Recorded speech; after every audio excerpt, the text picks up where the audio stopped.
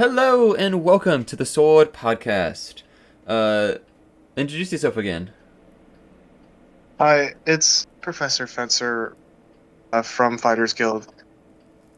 Hello, I am Alex, also from Fighters Guild. I guess, actually, should we call this the Fighters Guild Podcast? Yeah, That's great. it's a Fighters Guild thing. We can make it that. Yeah. Let's do it, Fighters Guild Podcast. Woo! Good job. It's Uh, official. Right on the spot. Codified. I love that. That's amazing. That's great. But yeah. So we both have Fighters Guilds in different places, and it's great. It's great to hang out with friends. Um, Yeah. We kind of had a little talk earlier about some other topics. That will be at the end of this video if you want to see the kind of like the before thing. But today we're going to talk about armor, or at least partial armor in HEMA. Yeah. So, We both love harness uh, fencing. yeah, that's like the thing for us right now. Is so I already told my mentor, like the guy who trains me. I told him that I wanted to do Harnessfechtan summer. That was going to be like my goal. Is to train. So I've been putting together a plastic harness for harness fencing, and I completed the top half of the armor a few days ago. And now I'm waiting for the leg armor to be delivered. And then, so someone on my TikTok sent me a link to that that black armory, To the gothic style armor. the gothic style armor. Yeah. Like I forget the exact, yeah, it's like black armor or something like that. They're the one that made my bow hook. They do some good work. Really? They okay? I didn't know that. Well, I need to it's look further into their stuff. I have to like look at my like officially mine was made by Awesome, but I'm pretty sure like either that company either is like part of Awesome or is like the distributor. Yeah. But whoever's making that armor is the one that made my bow hook. I know that for sure. I have to. Hmm. Sweet. Yeah. Like it's so good. Like the plate armor, so it's for pre-order right now. Yeah, it's coming out like in just a couple Yeah. couple weeks. So we have different kinds of harnesses though. I have a steel harness and I have a plastic synthetic. So I just want to learn about your experience, like building your kit, because I feel like that's like a journey on its own. Is building your kit and making those decisions. It really Your is, and thought process. it is actually part of the fun. I really enjoy it. So, just for people, again, who might not know, if you're watching this, you're probably a HEMA person, but harness fencing is going to be like Harnessfechtan. It's going to be like armored fencing or partial armor. You can be wearing any amount of steel or synthetic web recreations of historical armor. And there's a whole bunch of different rules with it on like how it kind of like interacts in a fight. I prefer the Lynx Accords, but the Jacovan Accords is also like pretty darn good as well. Um, like the looking at those rule sets kind of does factor into what you buy for your gear as well as what impression you're making. Uh, Yeah. Quick rundown: steel plate armor is pretty much invulnerable to everything except like poleaxe in certain locations, usually like the head and the Mm. hands. Yeah. Mail is invulnerable to all cuts except for poleaxes and structured thrust. Structured is the key part. It has to be like very definitive of it pushing through the mail. And Yeah. then the last part is like gamisons or light armor. Of basically, it doesn't really stop anything, and that's just for safety reasons. Uh, Other systems do have gamisons. Do have to like sufficient cuts, and those are the ones I prefer. Yeah, I was about to say. So I was gonna ask you, would you like to make your own harness fencing rule set? Yeah, I think I would. Yeah, I think I would too. I think there's a Because lot of I've never read value. either. Yeah. I could textually. I think there's value in those two for like running large scale like tournaments and such like that, or I guess like list things. And to be fair, I don't like. I haven't. I'm not like an expert in them. They might already have a lot of things we're saying, but what I want to get out of it, I think, would be something a bit different. Mm. Yeah. Like for me, um, like I didn't read any rule sets. I hardly everything I learned, or every time I had to ask a question, I just asked you. But for the most part, I was just freely exploring. Um, but yeah, I like harness fencing because it's it makes things like more interesting for me.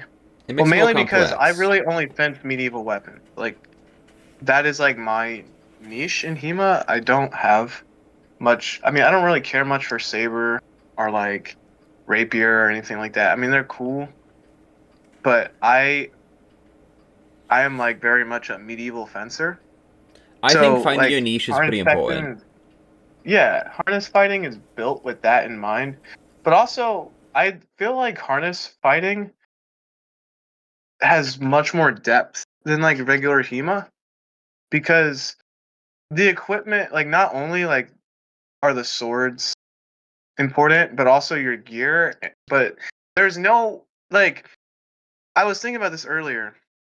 Like say I like even if I were to have a full gothic plate harness, full protection, full everything, steel plate, if it's steel plate, it doesn't automatically mean I'm gonna fight better. Because then you have all that armor. Yeah, Like it you're does slow you cooking in that down. armor and you're slow, but I'm very agile in fencing. I like to be quick on my feet and I like to move around and stuff like that.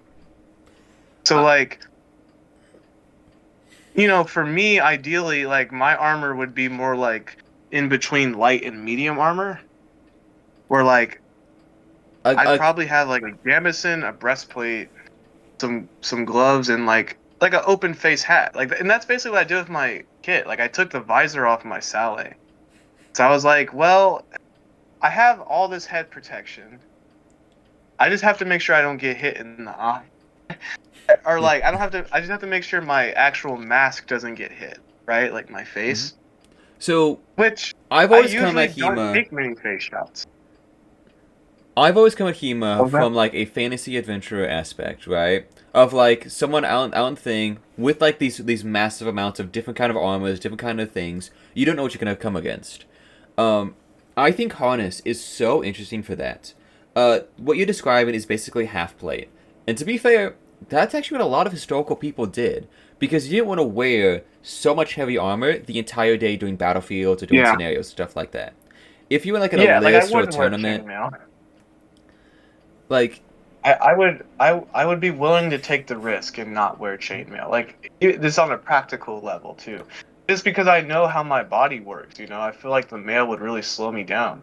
it's all risk assessment, and that's what I love Yeah. about harness fighting is you can create these sort of loadouts either for different situations or for different people to your preferences, and it's all about risk assessment of I'm gonna drop this gear so I have this more like advantage or mobility, or I'm gonna take this gear because it's actually necessary to me.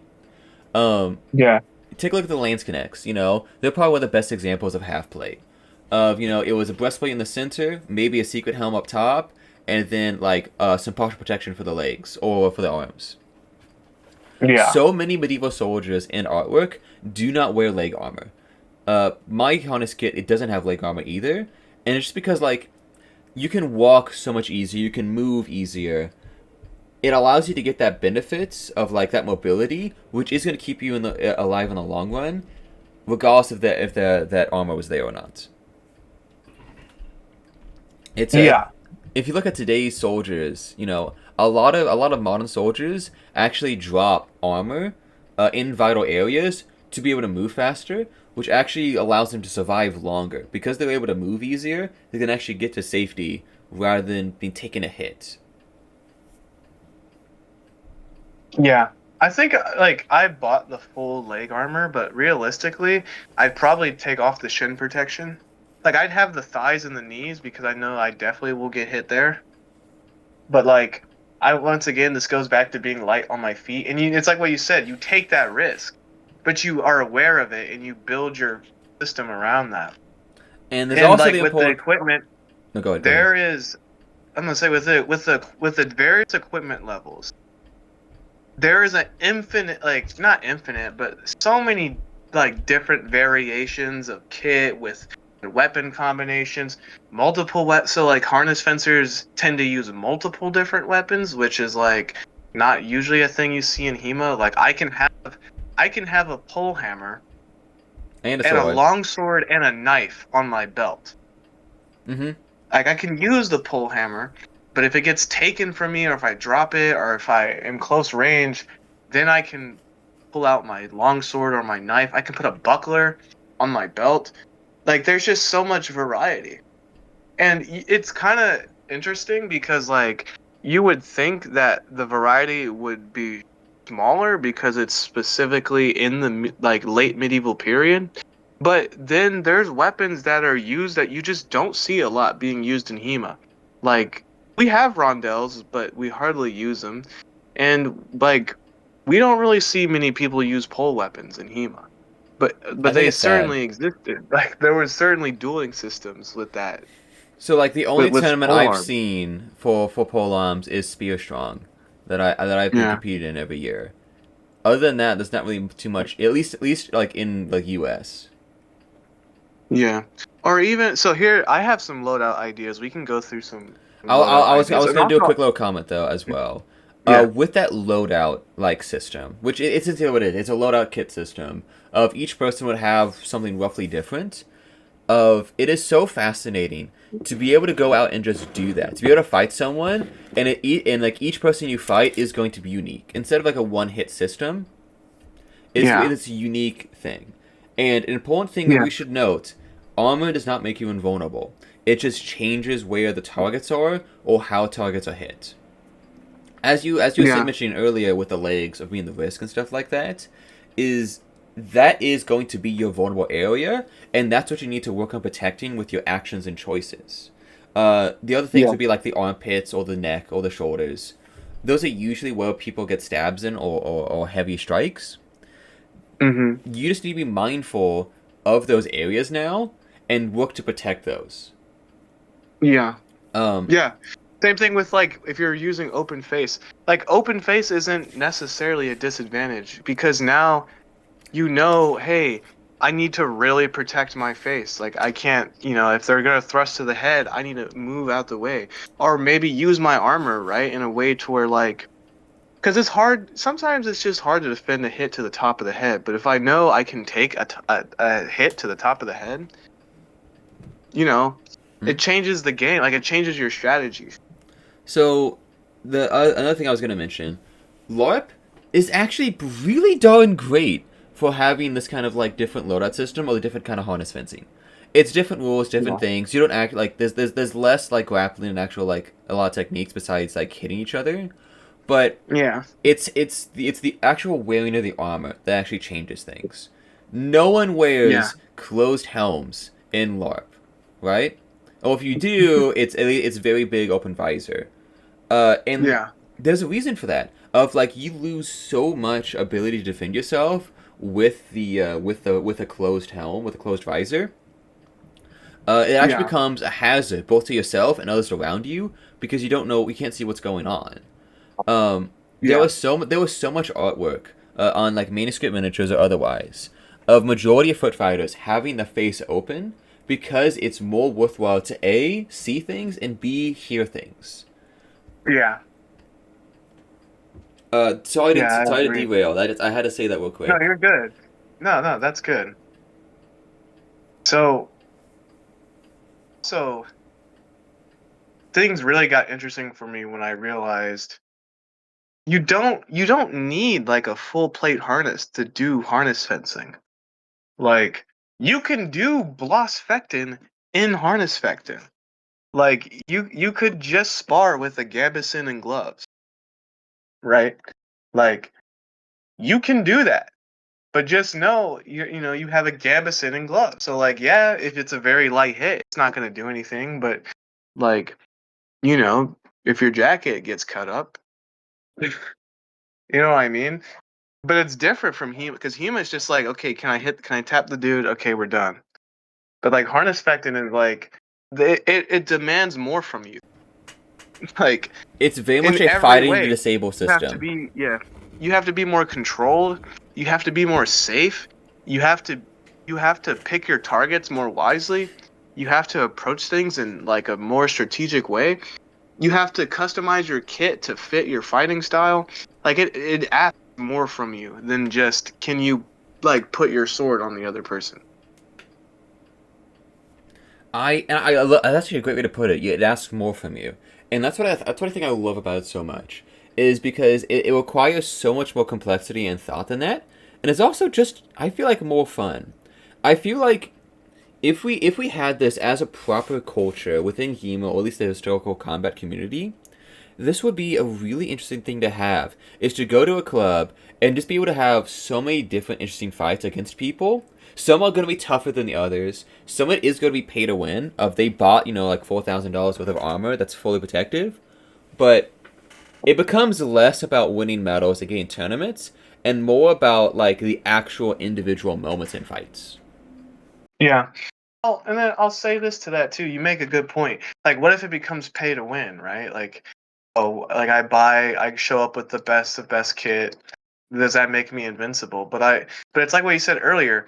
The armor doesn't make you invincible. So, like, I don't know if you've ever seen it, but there's a Hans Tallhofer documentary where John Clemens spars a guy in plate armor. He's basically doing Harnessfechtan. But John Clemens is wearing just a gambeson. Like that's his armor. Like he doesn't even have a HEMA mask on. Which, so my hot take is I also hella respect Harnessfechtan for like not being centered around like fencing equipment.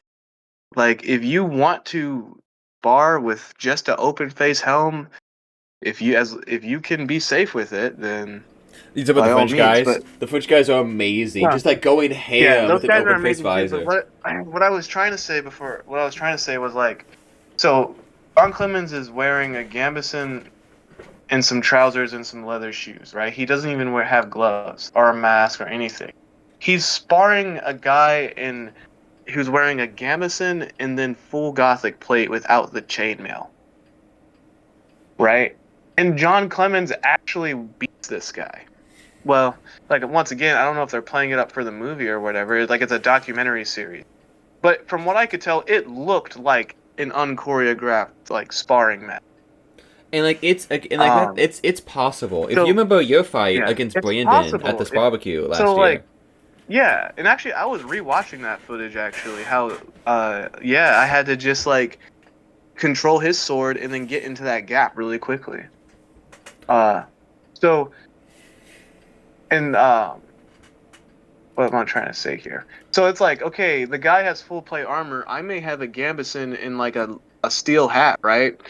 But if I have a pole hammer, if I can hit you, if I can get a good hit with that pole hammer, like a hard hit, and that's the other thing too. Harness fencing is still fencing. Like that's another core principle of it. Like we're not. This isn't like armored MMA.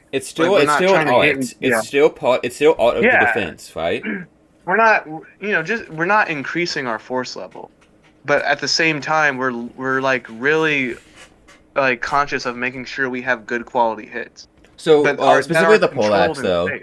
specifically the poleaxe, pretty much all rule systems have them be non-metal, be like heavy rubber or something like that. Yeah, Uh, yeah, as a because safety as a measure. safety measure, and so you can hit them with a reasonable amount of force Okay. in the head or in the hands. So yeah, like I'm quick, quick on my feet. I could outmaneuver a guy in full plate and then get a really nice hit with the pole hammer. You know what I mean? Like you're not necessarily handicapped. You just have to figure out how to get through the opponent's armor. Um, I so Jurgen from the SCA over there, he has a very similar thing like that. He plates up his hands and his forearms and nothing else, and that's how he fights. It Yeah. also has come to my thought. A lot of people are going to tell us to just do SCA. There was a difference. SCA is great. They do a whole lot of great things for that. But we love steel weapons and like and stuff like that. Yeah. So there's going to be a difference in that. We can Yeah. that's going to be a whole different Also, podcast I'm not. difference. I'm not. Huh? I would say that that'll be another podcast for like the differences between SCA and HEMA and such like that. Yeah, for Both are sure, for great for their sure. own environments. Yeah, but like, yeah, back to harness fencing. It's kind of cool because we don't really, at least in our area, like there isn't really like a dedicated harness fencing group. Not really, But no. I think we're like one of the first groups to actually like make that our focus. I think the closest is going to be in Kansas City. Kansas City Yeah. has Well, a yeah, couple guys. I was talking like Central Eastern No, Missouri, I know what you're talking about, but like Yeah, like yeah, besides that, it's going to be like 4, 5, 6 hours away. yeah. Uh, And honestly, those guys really inspired me. they're I cool. like that group a lot. If I ever move to Kansas City, then I would definitely join their group. They're going to be at I Donnybrook. feel yes. They're going to be at Donnybrook. They're going to be there. But I know, and I will be squiring. Let's go. I will be squiring. But yeah. Uh, so I think it's a cool thing, and it's kind of like revitalized a lot of lost interest in HEMA. Being able to do this. Because truthfully, like harness fencing was what I thought HEMA was before I did it. Mm-hmm. Because Not as yeah. I not thought I literally thought HEMA was like, so y'all are doing like Kingdom Come in real life. yeah, yeah. That's what people think. I had a conversation. I was doing some advertising at a Win Fair today, and that's kind of what a conversation I had with one of the guys was being like, "Oh, this is going to be like Kingdom Come Deliverance." Yeah. That's kind of like so many people come to HEMA from these other avenues, whether it was movies or video games. If they come to HEMA and tell you they're not a nerd in some way, they're lying to you. And like so much like the environment of swords in these things these are going to be either to the death or to like actual like actual like combat, actually taking someone down. And then you Yeah. come in here and not just again like there are nuance to things. HEMA in the state it is not entirely bad, but when they come in and they see essentially going to be quick hits, stick tag, or just like not unsportsmanlike but very cheap ways of doing this thing, Yeah. and it's part of that culture of what kind of all on even terms, quote unquote, by the same weapons, the same sort of like general like weapon versus weapon. Oh, it's always longsword versus longsword, rapier versus rapier. There's like some mix up, but it's always a thing of like we are trying to prove who is the better fencer. You know, who is the one that can Yeah. actually buy the rule set, hit somebody before they hit him. And that's why I have things like hemo ratings, try hard, and such like that. Is it's directly a competition of like the fencer themselves, and it's not a bad Yeah. thing. However, what that breeds is something that is like again this competitive nature of every interaction you have with a fencer means you are trying to beat them. Uh, you're essentially trying to beat them in such a how am I trying to put that? I'm trying to put this in a specific way. Like your mind is always is like naturally going to be like, is this person stronger than me or is this person Yeah. weaker than me? It's like your ego, is what I say. Can I beat this It's like your person? ego Yeah. is on stake every time you fight somebody. See, And and this is why I became a coach. hmm Because now my mindset's not like that anymore. Now it's usually like, how can I like make this person better? Like how can I learn from this person? that's what I love about doing like coaching my club is like it's taken me away of like I have to be humble now and see like oh that's who I was like 5 years ago. Oh crap. Yeah. The thing I want to Now the thing I like want to point I'm about though, real quick, but keeping on the yeah. same thought with that ego, is if we go back to that pay to win sort of thing we were talking about earlier, that kind of takes away the ego, right? It kind of dismantles it because it becomes less about your personal ego sort of thing and more about the actual art, the actual fighting of it. And Yeah. you can't have ego in this sort of case because it's not an even fight of you having less armor and them having more armor or vice versa and stuff like that. Because if you have full armor and beat someone without armor, there's not much glory in it. You'll feel Yeah. amazing. You'll feel so cool if you beat someone in full plate while you're in partial armor. But it's the culture that kind of shifts with that, and I feel like that potential is what's so in like is so like addicting to me, or what's what I'm looking for here? Like it's so I'm so envious of that sort of like style of that culture we could have in this medieval community, this medieval combat community. Oh, it's less about the ego of being better than someone and more about being the best of yourself in that situation. Yeah. And also like there's something about the martial attitude in harness fencing where like you kind of get that feeling of like these are like these are like your people like with our guilds like we have our own like we have our guilds have their own distinct cultures that are made up of the people that are in them, Hmm. but we're still like a wider group, which I think is really cool. And when you like there's that camaraderie and stuff like that, whereas like sometimes in some clubs the fencers just compete against each other. No, and I've seen that before. I've seen that. And there's also that weird thing of like clubs versus clubs, of like having to either prove yourself, prove your club is better because you exist there, or Yeah. it's like, um, again, it's a whole thing with like the English versus German system that I've been dealing with for the past little while, of just like people like testing you in a way of being like you say you do fencing, but do you do really do fencing? And it's usually Yeah. their interpretation of it. Um, I Yeah. I love how like all like how the Missouri like Missouri region folks just like treat each other. There's always such good camaraderie and healthy competition for yourself.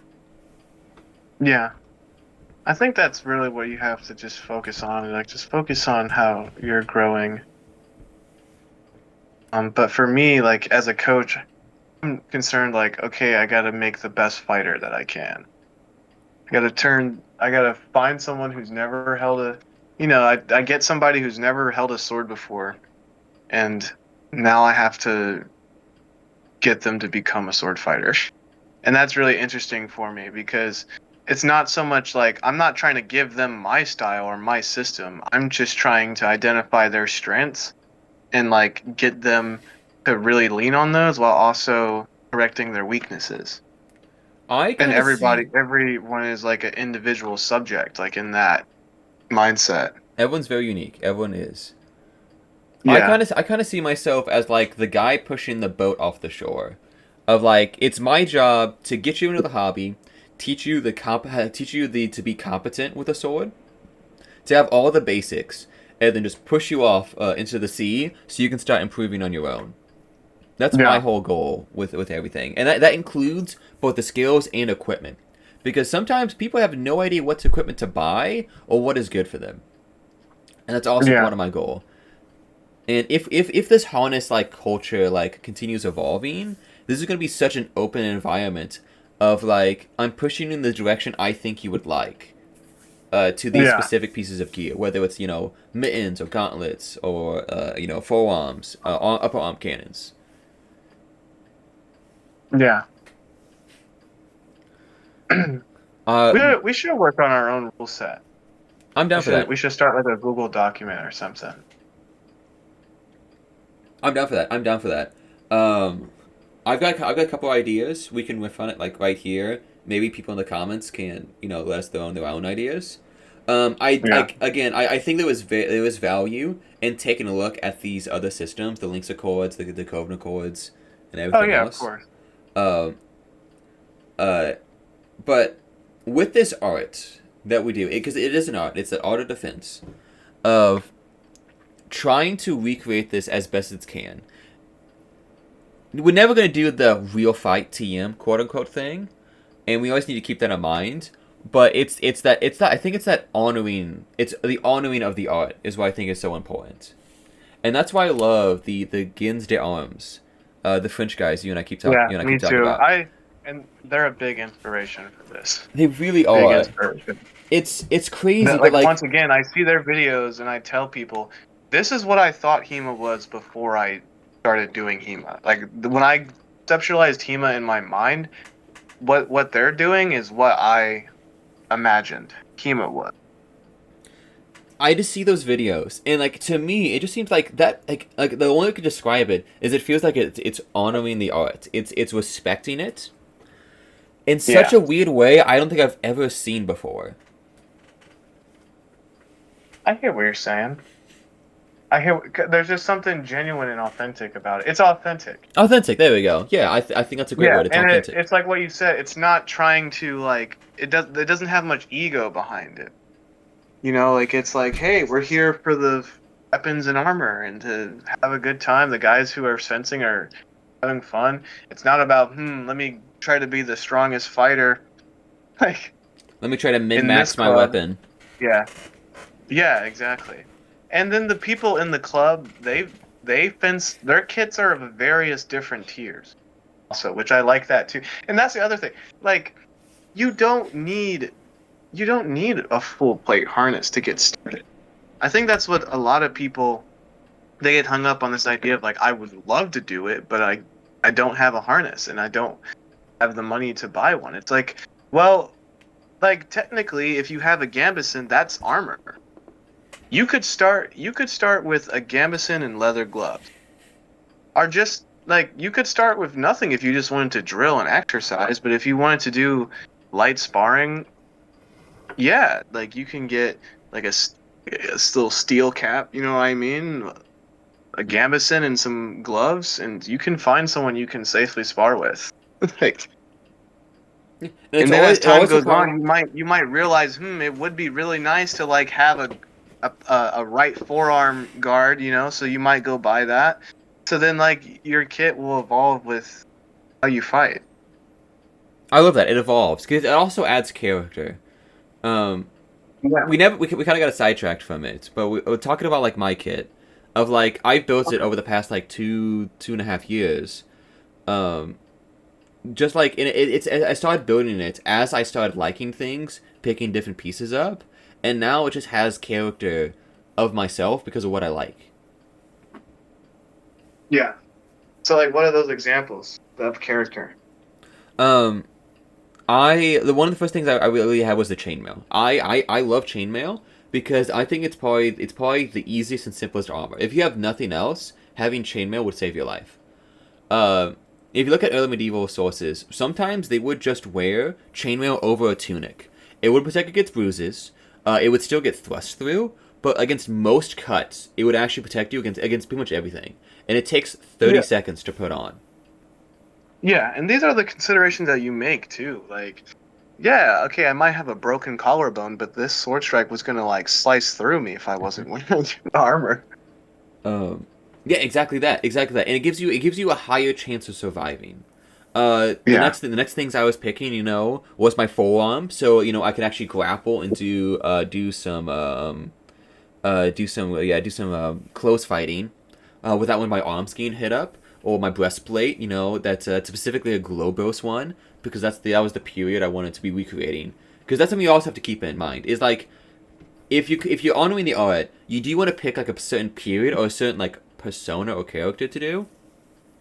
And again, Yeah. this is getting really close to SEA because they do like half the things we talked about already. But there was a difference in my heart. Um, of like essentially like it's specific like reason you're doing these things. And then finally, the Hound Skull helmet. I love Hound Skulls. I was so blessed to get this for the affordable price. I got it basically half. I got it for 300 instead of the 600. It Hmm. comes as MSRP. Um, and it just built up over time as I found out what I liked. Yeah. I I really like breastplates. I really like my breastplate a lot. Yeah, it looks nice. It looks good. Yeah.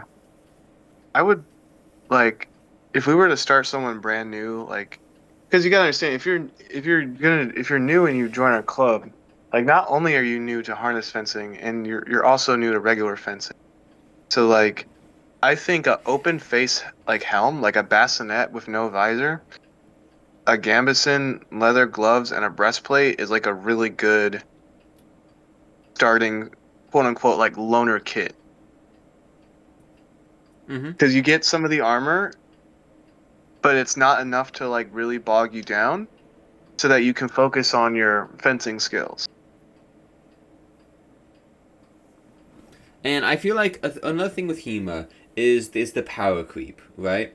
Of people hit hard, and so you put more armor on, and so to get them to feel it, you have to hit harder, and it's just like it's an arms Yeah. race, sort of thing. Yeah. With particularly with my Gambeson, I even though I think it would protect me for the most part, I am not comfortable in my harness Gambeson of being hit full force with a longsword. It would break Yeah. bones. It could possibly break my ribs or puncture a lung. Yeah. But again, it's that power. It's that power calibration. If we actually like each other, we don't want to kill each other, and so we should we should Yeah. we should have that in mind. It you should we should, Yeah. you should have safety measures in case of accidents of like a blade break or something like that. But that's it. Those are like extreme examples. Um, And this is why Harnessfechtan is great. Because these are the same issues that these people had back in the day, yeah, trying to train people. So how do we solve the problem? Well, it's a mindset shift, first of all. But like, for example, in Lichtenauer, the Lichtenauer tradition, you're not allowed to thrust if you're in in Blossfechten. yeah. They did not do thrust moves on each other because it was dangerous. So there's that like code of honor. They trained how to do it, yeah, but it was really the Italian fencers who would thrust when they would fence. They And would, that's why the Germans got so pissed off. and again, that's why Silver was so pissed off as well. um, Yeah. No, So that's in a actually lot of the hilarious. That's actually yeah. hilarious how that works out. But no, So like the thrust. yeah. So in Albert Hutton's Cold Steel, he also writes this about this too. He's like it's a really dirty move to like to thrust. He was like that. He was like thrusting's a really dirty move. And Hutton wrote Cold Steel in the 20th century, I think. Like or maybe the 19th century. I was thinking like Like he, late 1800s, like 1880s and stuff like yeah, that. yeah, late 1800s, like 19th century. Like so maybe that just has to be like that rule has to just come back. Like unless you're but once again, we can judge based off of the grade of the kit, right? Cuz like if I show up in a Spez Gambus, yeah, thrusts are completely fine. But if I'm wearing a historically accurate Gambeson, then you would be able to see that, right? And be like, okay, yeah, obviously he's wearing a lighter Gambeson, so I'm not gonna, right? I'm not gonna fence somebody at the same intensity I would fence a guy who's full plate. And You know? that's that mutual agreement, right? That's that mutual discussion between both fencers, either beforehand or by context. Yeah. And it's important that is that if you don't have the context clues for that, you should ask. You should always ask. Even like in normal HEMA, I always have my guys like agree on the terms of the duel essentially of like Yeah, I would. Yeah. grappling or like strike or intensity and stuff like that. It's important to have that. Yeah. Um, but as you were saying, one of the things I want to mention with that specifically is mail. Mail is another good example of that.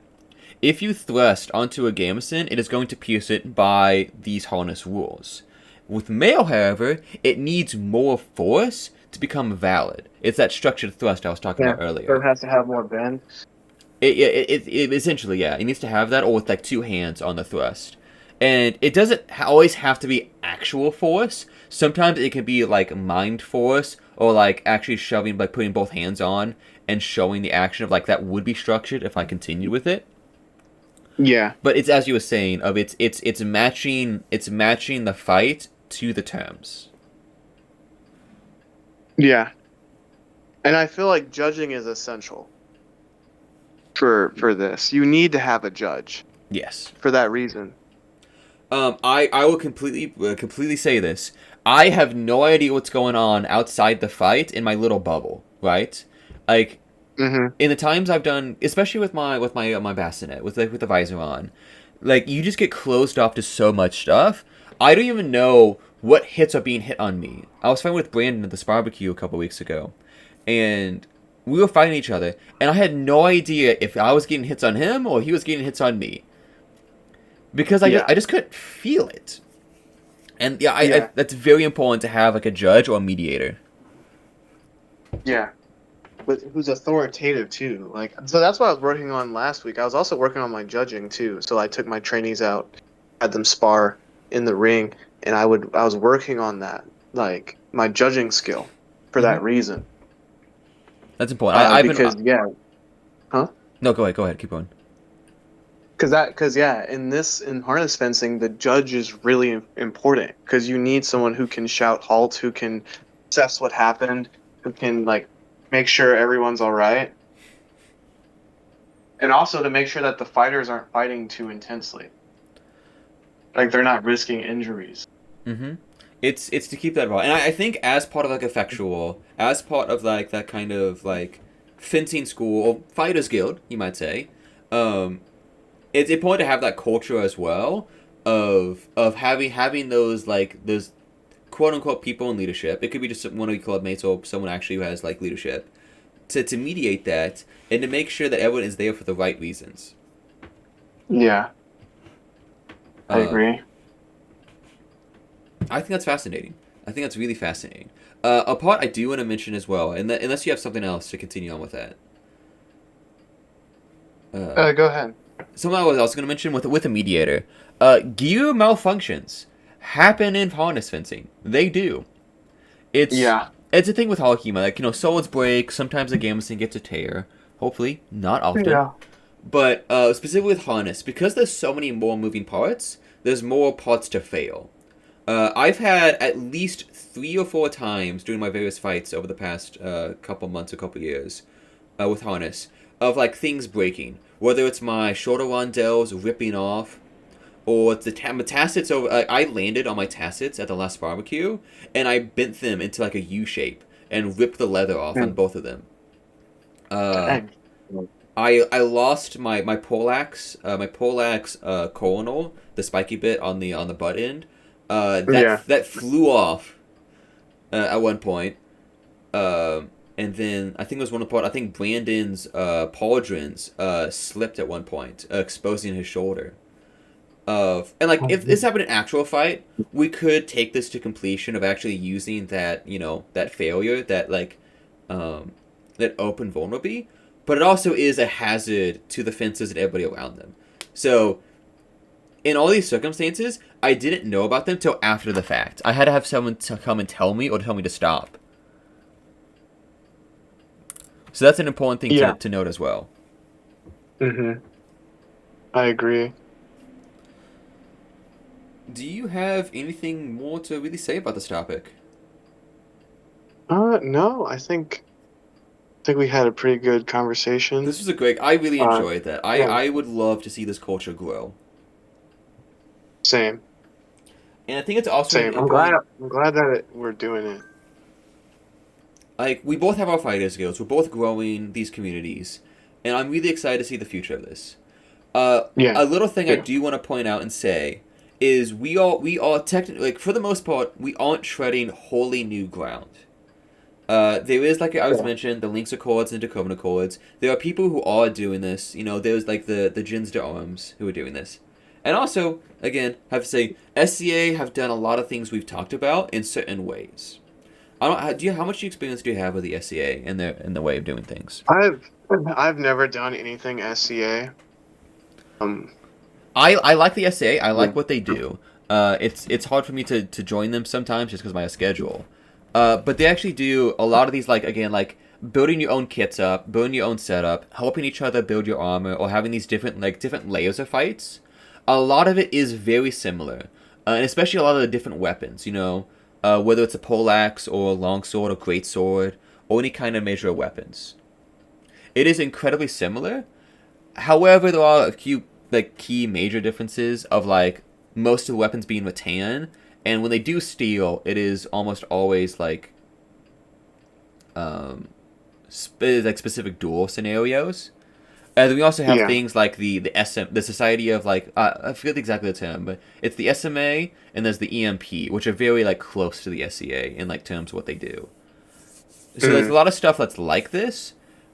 I think in this case we are definitely focusing on more of the HEMA like version of it, of mm, these very much duels, these fights to the death or fights to dismember, just fights to disable. It's again, it's kind of the ego well, it's part. I don't want, it's harness fencing. yeah, It's not just getting an armor and hitting each other. yeah. There's a lot. There's a lot more like. There's always nuance. There was always nuance. I just wanted to get that out and say that. I hope we can add something new, or at least something that's valuable to the art of historical combat and the art of defense. Yeah, All right. I agree. Yeah, I agree. Like I said, I don't know much about SCA like that, but all I know is I told myself that I wanted to do HEMA as how I thought HEMA was before I started. So I'm trying to make that reality. No, and let's And do it. what I thought HEMA was sounds really close to what harness fencing is. Yeah, and I agree with that. I think, and that's always how these communities grow. Is it someone who puts in the effort, puts in the will to see how they want to see it. Sometimes that's bad, sometimes that's good, but for the most part, that is what pushes these communities and these cultures to what they are today. And I think overall, it is a benefit. Yeah, I Uh, agree. I love what So you. the main thing, Go yeah, ahead, go ahead, go, I was go, gonna go ahead. say, going forward, so a lot of experimenting I want to do right now is I want to see how synthetic armor holds up against steel armor. Like, can like if I wear a steel harness, can I spar with somebody who's wearing synthetic, or like is there some risks associated with that? I've What seen are it the before. differences? Like, is it, yeah? No, go ahead, go ahead. Finish your statement. I want to say, like, are there differences to it? Well, I will say, like, for example, there's not like synthetic chainmail is not a thing, right? So like, Kind of, yeah, kind of. I'll explain that in a second. so like, chainmail is not really an option if you're doing a synthetic armor kit. There's some pretty darn good 3D printed chainmail now. That I feel like if they get it Well, right, okay. if they make it to like this specifications or this necessity, I feel like it could work. It could work. Oh, okay. It might also be as expensive as normal mail. Yeah. To say Um, you couldn't put the two together. Like I could have some steel bits and some synthetic bits. yeah, there's nothing I've seen, and that's what I was gonna mention earlier. It's like I've seen it before of like synthetic versus steel or some mix of the two. Um, it works. You work it to the fencer, work it to what you need. Is my sort of view on it. Um, Hmm. there are there are some big differences between the two, between synthetic and steel. The first one is going to be cost and weight. For the most part, they actually cost relatively similar, except sometimes synthetic can actually be more expensive than steel because steel has like more variety of options that are rated for HEMA. Like most LARP websites actually have equipment that you can buy for HEMA. This is like a wider Yeah. space of it. To the other So I was side, gonna. oh, Yeah. I'll say one thing I want to Oh, say. Steel armor okay. is noticeably heavier than synthetic armor. Like, and that makes a difference. You get tired much Yeah. faster and are relatively slower in steel armor. It's not always a detriment. Hmm. There are benefits to having synthetic armor. To this case, that are less than just it's faster than me. Yeah. I Well, I like. was gonna, Go ahead. Go ahead. I was gonna say, um, I'm trying to regain my train of thought. I lost but so we were talking about steel and synthetic. The costs are about the same. I would say a synthetic harness is about the same cost as a medium to low grade armor kit. It But depends. It the depends on what steel you're getting. harness gives, or the synthetic harness has just as much protection Yes. as like a really high quality, because like there's a difference between like if you have like I wouldn't do anything less than 14 gauge. for what we're trying to do as far as armor rating goes. At least not for the head, for the more So vital areas. I think I like if you want to do 16 gauge greaves or whatever, that's fine. But make sure your knees are like really good. so I can actually tell you the limits that are recommended by the Okay. Allure sets. The general All right. consensus that I've seen is you want 14 for the head and the hands, 16 for the important bits. That's gonna be like your shoulders, your forearms, and your elbows and knees. Like those are gonna be perfectly fine for those. And actually, you can have 18 gauge for your chest and for your legs. A lot of people actually have 18 gauge steel for their legs. Um, and there's a lot of reasons for like the whole different things about this. I find it fascinating to see this, but it min maxes the actual weight, so it's actually more efficient to what actually would be realistically historically. Because like historical armor Yeah. was very min maxed in like where the weight was distributed. But it's Yeah. it's also like where these armors are being hit. Like your upper torso is actually being hit with a lot more percussive strikes, so it needs heavier armor. You have your important bits, so your hand, your head, your elbows, and your knees. Those need heavier armor to be able to protect yourself. Um, Yeah. and so you don't have to be like this have incredibly heavy armor to get the job done. You can actually find it to what your needs are. Okay. Sounds like Uh, most of Harnessfechtan. yeah. You can play around and adjust based off of, which is why it's so cool. But Um, yeah, I do agree. They're relatively about the same. yeah. I do. The I reason guess my why point. I chose, Oh, go ahead. Go ahead.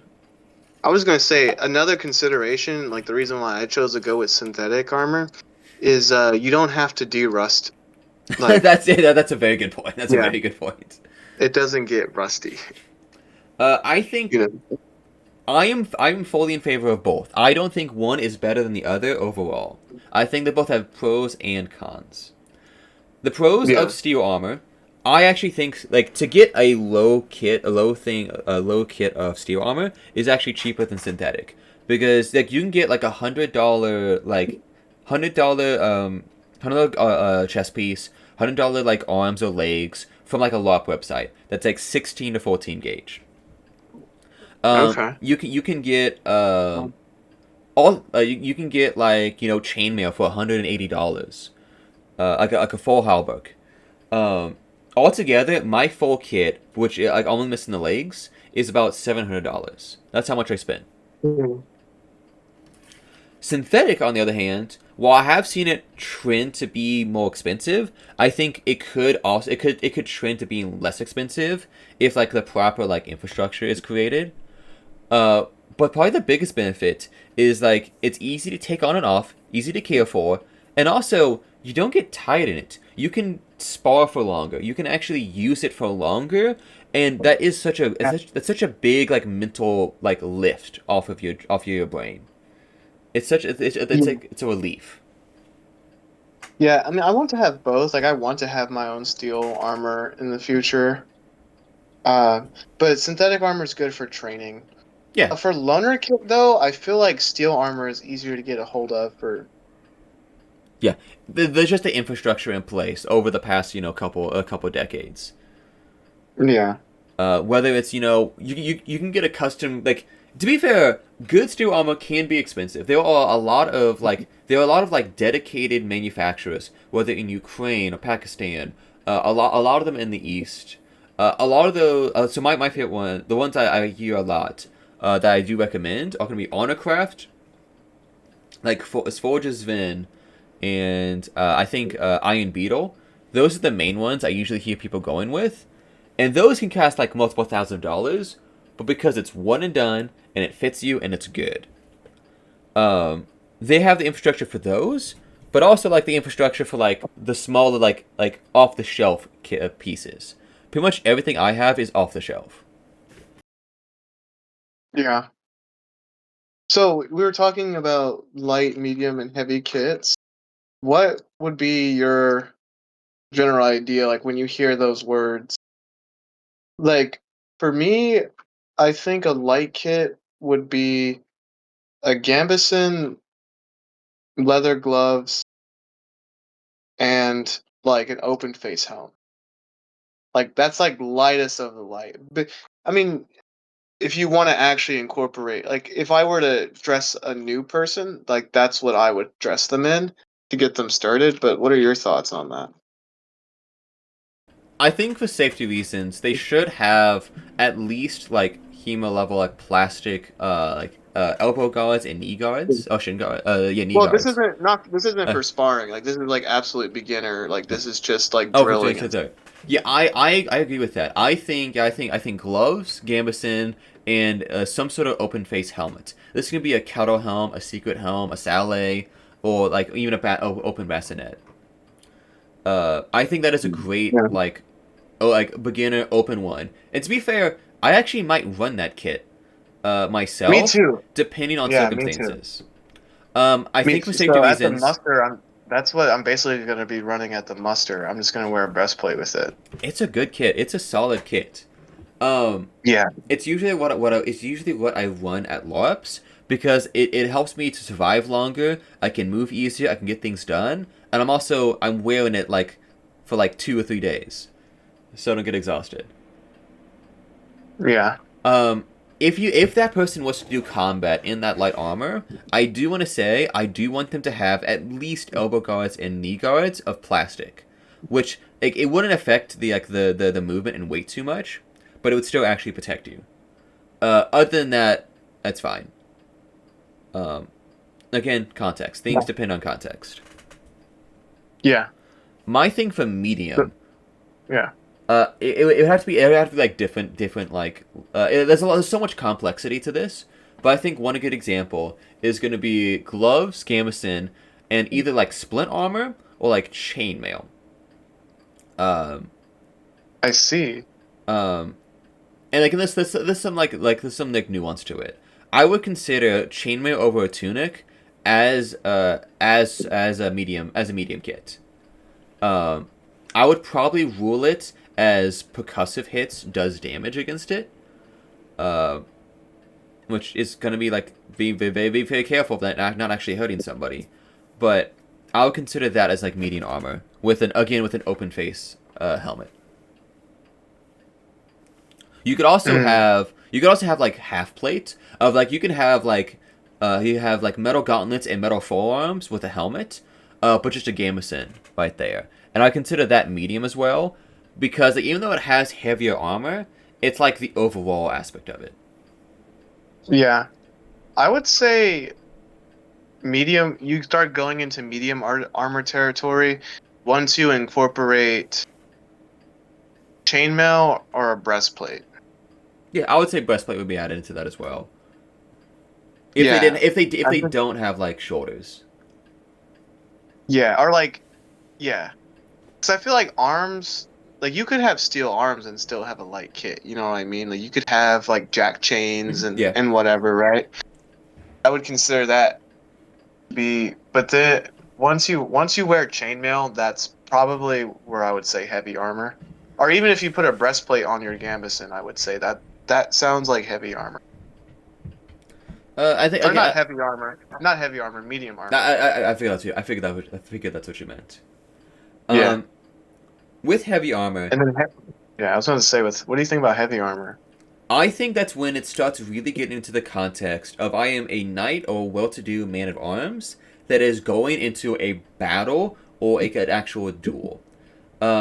For the most part, these knights and men at arms wouldn't wear the full armor all the time. They wear a light or medium kit. You do in that time, but during these circumstances of them going into a battle or going into like a tournament list, they would have probably like either full legs or breastplate and chainmail, perhaps full arms, shoulder armor, a bassinet with a closed helm. There's a lot of ways this could come in, but the Yeah. context I feel like is this is going to be thing of like a high amount of either a high risk of danger or a high risk of chaos. Yeah. Yeah, I would say heavy armor is like once you start adding more steel than there is cloth. Like the closed face visor, you know, full leg armor.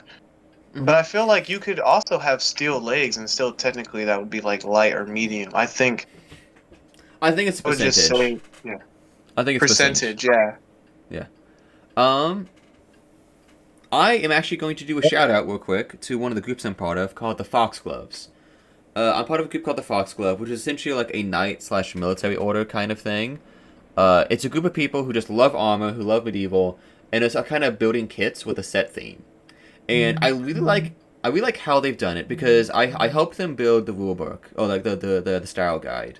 Essentially was this. It was percentages. We had like a light kit was being like a squire. We had a medium kit which is like a man at arms, and then we had the knight, which was like the fully armored one. Or at least I had a percentage of like different kind of kits. And it Yeah. kind of worked out that like it was all about these different percentages of getting gear as you progress through level by level, just to make you in a different class. And there's a lot more nuance to it. That we have like different classes and like different like archers and yeomen and stuff like that. But Hmm. um, that reminded me of that of like that's a really cool system that was built up to get built up that is a very similar concept. Yeah. I also feel like your weapon could impact it too. Like, Yeah, if you had a pole axe and like partial plate, I would consider that maybe probably heavy. yeah, it's all interesting stuff. I love this. I'm Very excited for the cool. culture of this. I really am. I think Yeah. we should get this down. Maybe sit down over another podcast, and it's like working on rules. Yeah, that could be the next few episodes. Is just talking about our rules. Yeah, yeah. That'd be fun.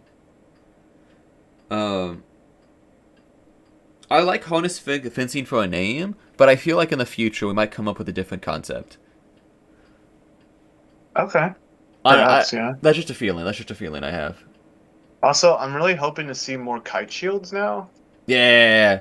I have my one of my guys is making a whole bunch of kite shields for the group. We've been doing shoot walls. Nice. I would actually love Oh, kite yeah. shields.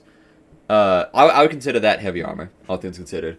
Uh, Oh yeah, same. but we've gone this entire time, without mentioning Dequidum. Yeah, Holy crap, we have this entire time, and which I like like. I like his content a lot. I love his content, and I feel like a lot of what he does is very similar concept to this. Sure, a majority of his videos all in full plate, but there's a couple of like whether it's him versus like the Norman, or the Viking guy, or it's the Yeah. Lance Connects against against the recent ones of like them in the snow of like the multi-person fights. Yeah. It just adds so much complexity to this that I think that's a So great yeah, example. yeah, his channel is a great example. Um, Although I will say, I think the intensity that he fights at is more than what I would be comfortable with.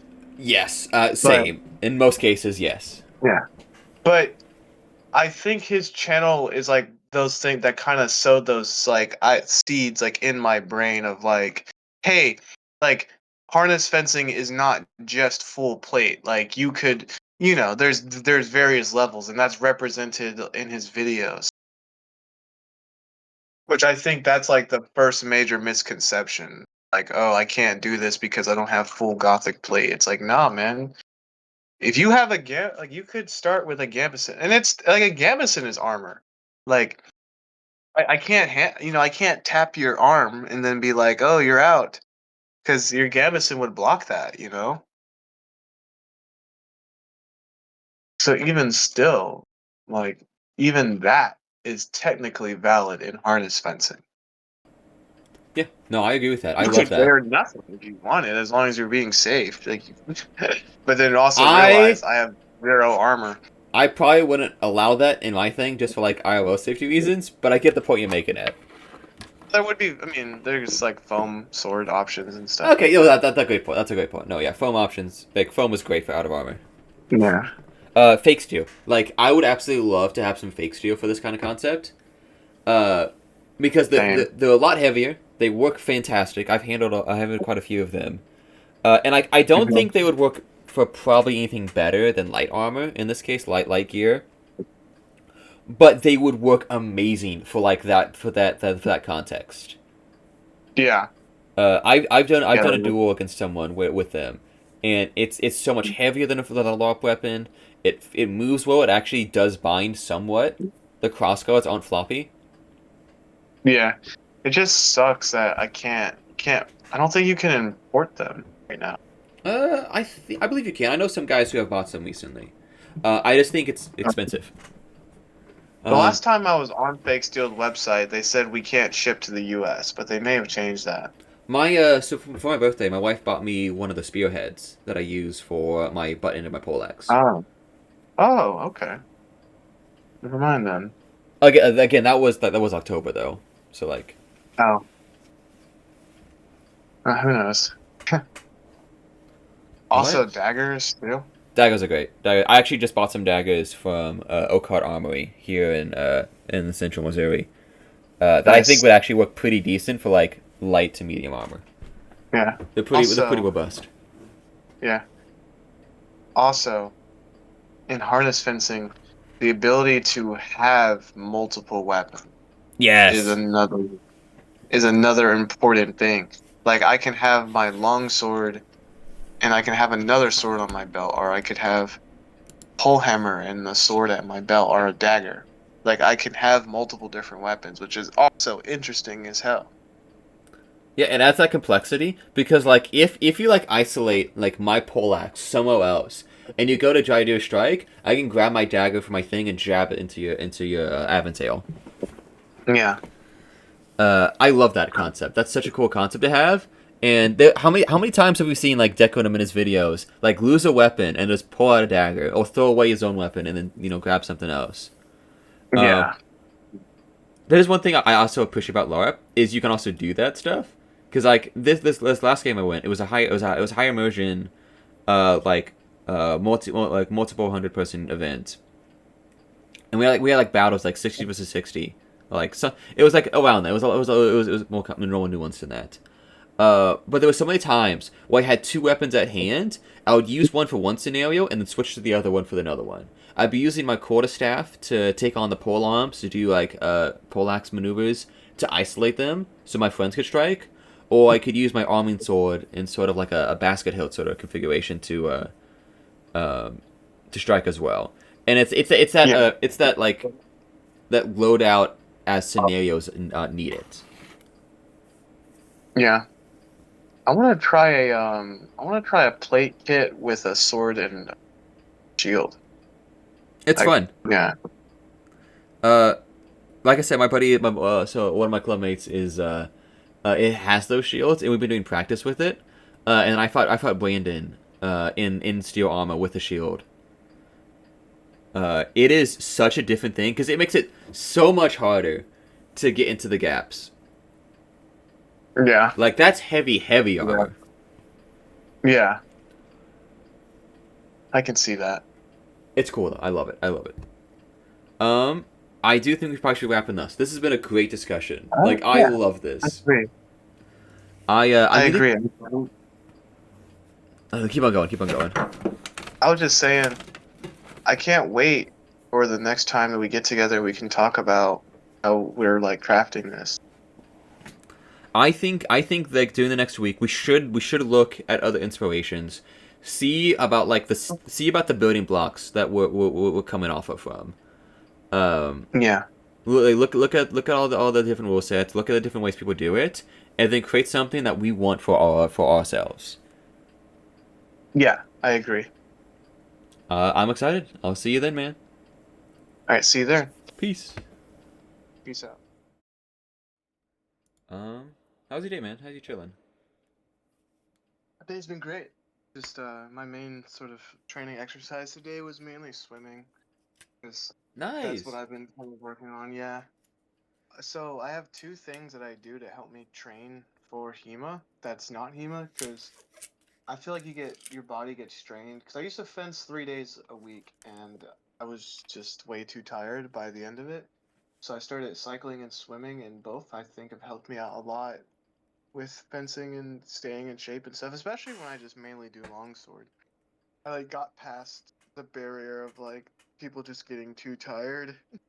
when they're doing it. Sorry, I'm coughing. Um, You're good. I love that actually. No, that's good because like cycling and like swimming, they're both they're both like actually like they're both like they use muscles a lot, but they're also great cardio. Yeah, Um, and they teach you about rhythm too, like breath work and timing, like these things that are really important for fencing. That's not just like type of cut you're doing. it's The rhythm, tempo, having it's like a sixth sense. You know, you have to be able to sense that stuff. it's that rhythm. So you're used to it. It's that flow it creates. Yeah, It's that like mind muscle connection. yeah, That's actually yeah. what I'm So trying to those, get. yeah, That's what I'm trying to get my guys to really focus on. Is we're doing staff flow drills, which aren't like martially valid, but they teach that flow. They teach that rhythm to get connected to your body. yeah. So like, is it like a winding drill? Like, how does it work? No, it's literally just like you've seen like the fire throwers or whatever the fire like staff Oh things. yeah, It's yeah, basically it's basically the same flows, right? Of just like basically doing the the back and forth on each side, and you can add some more spin into it. yeah. There's like three levels of like easy, medium, and hard. Yes, stuff like that's good for. I call it binding to your sword. Like Oh, okay. in video games, like you know how like in like so I play a lot of old D&D and there's certain magic items where like you need to use it for a certain amount of time before like its magic effect turns on, and then when it does, it only works for you. So Attunement. like so yeah, attunement basically. Um, so that's really important because like when you get a sword, you have to learn its weight. Like its weight is unique. There's like it's a unique object, and you have to get used. Like your body has to learn how to work with like the properties of the sword. You can't just like pick it up and start doing amazing tricks. It takes a while. So like that kind of drilling is really good for that. I agree with that. I agree with that. You said binding, and I just immediately think of binding with a sword. No, Is that's it? not what I meant. I know Yeah, that. I figure because that like now. yeah. Yeah, because in RPGs, it's like this item is bound to your character. You know what I mean? No, I know now I understand. Now I understand. Yeah. I like that. I like that a Although, lot. yeah. Although my trainees, I've been putting them through uh, a somewhat similar drill. You can do it solo or partner, but I have like three different versions of it. It's a longsword drill. The first version is so the main thing it's supposed to teach is tempo is like the main thing, and then also for this specific one. Which I don't explicitly tell the trick. Like, there's always like a front end lesson. Like, this is a attack defend drill, right? So it teaches you to like cover yourself while you're moving. Like, that's the front end like goal on the physical plane.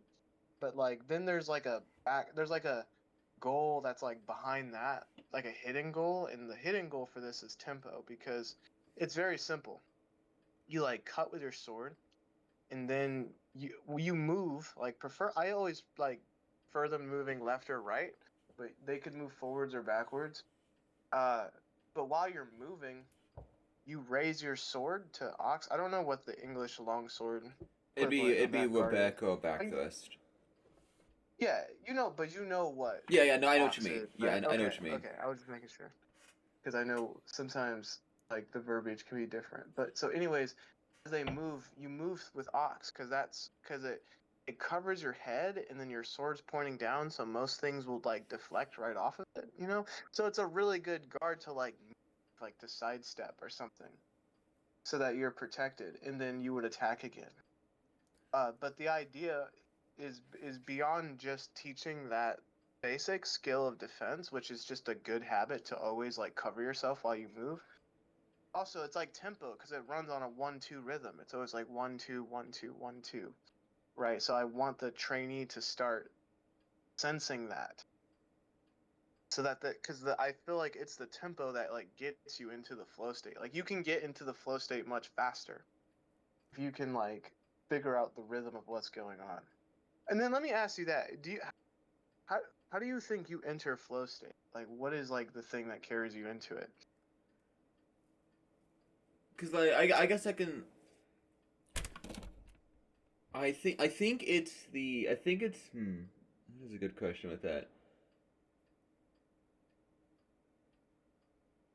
Because like if we're talking about like flow state, like between me and like my opponent, as we're fighting over multiple bouts, over like that sort of thing, it's usually when I start seeing their hiccups and their mistakes, and it's more I guess it's more like I see openings. It's more I see like potential avenues. Then even if I don't take it right there, I can start like put it in the back of my head for my instincts to kick in when I see that opening again. So it like makes you more confident. I would say yeah. I act even if I'm not actually confident. I act confident in most fights. Um, That's how you get confident, right? You yeah, gotta. fake it till you make it. Yeah. Yeah. Um, but like I guess the other way to say that is that flow is just like feeling like in your body. Just feeling like I know what everything's doing right now. I know all the purpose of my movements. Even if it's not like at a conscious level, I can tell when I'm in it. If I'm at the unconscious level of like everything is working to what I need it to be in my own like bubble. Yeah. That's a good conversation. Yeah. That wasn't even part of the podcast. Yeah.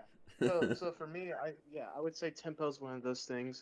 Once you know, like once you can start counting like one, two, or like one, two, three, one, two, three, four, like that carries me into the flow state much quicker. But also winding does a lot too. Like when you're winding, Hmm. also can get to the flow state. So that was my next drill. So the next version of that drill is the same idea. And once again, it kind of teaches the same thing like on the front end to like always protect yourself while you move and move around. Right?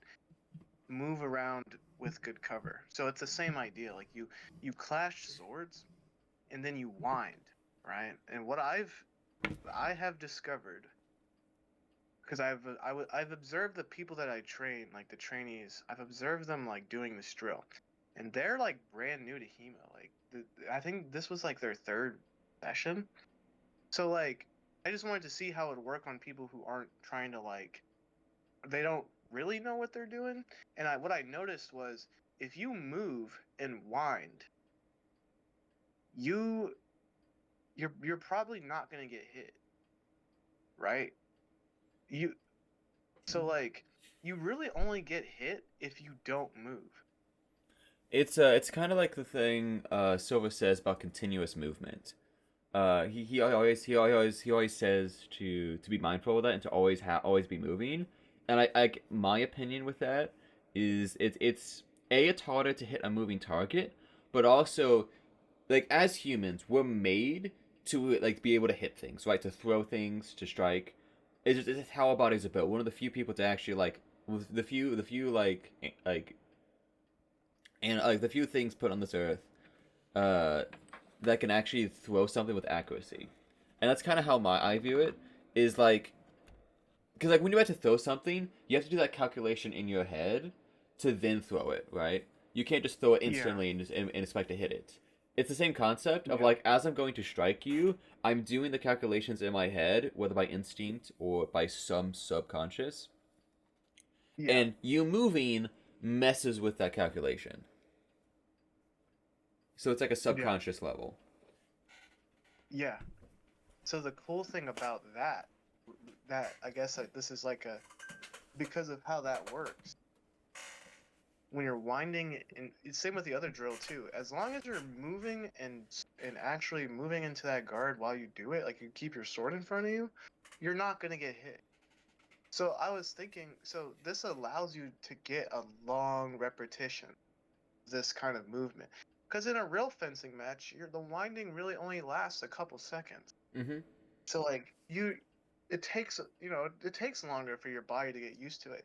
But if you can do this drill for like 3 minutes at a time, when it actually happens in a fencing match, it's gonna be so instinctual. I was trying to do this drill a couple weeks ago. It's different but very similar. of it's I'm not sure I did it well enough, but the goal of it was trying to bind while keeping the trying to get the strong, and it was a competitive drill. It was two people against each other that were trying to get the strong onto the other one, and it wasn't try striking.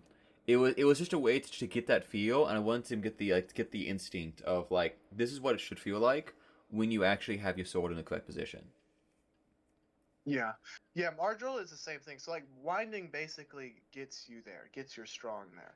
Hmm. Whether you wind upwards or downwards, whichever you need to do, you'll always end up with your strong like on their weak. And I feel I think the mistake that I did was, I guess actually I could just say the mistakes I saw. The issue I had with it was that because I hadn't actually taught them a lot of the good positions, like at least they hadn't practiced with a lot of positions of of like winding of like the upper and the lower thrust, the back and the forward thrust. Yeah. They were just kind of doing like non-martially valid ways to get the strong, right? It was like moving around, kind of pushing it in weird ways, having the blade like completely 90 degrees pointing up at the sky. Uh, it wasn't very pretty, I think is the way to say it. Yeah. Uh, I and Yeah, they I have to be familiar with those with the guards. Yeah. they weren't There's the new. one. I hadn't like it just they weren't like familiar with it. Yeah. Yeah, because the two things they really need to know is the guard where your like cross guard's at your hip and the sword is like pointed up to their eyes, Hmm. and then the other guard where like your arms are above your head and you're pointing it at them, the sword at them. Yeah, You move between those two. that's exactly what I That is teach. like the winding. That's like the winding animation. I guess yeah, I guess it is kind of like a Bezier curve between those two. If you move between those two guards while you're bound up, you're gonna be fine as long as you're moving. That's the key word. You have to actually be physically moving your body like in the direction that you're trying to wind. Like if you're trying to wind to the left, then you wind, then you have to step to the left, and like vice versa.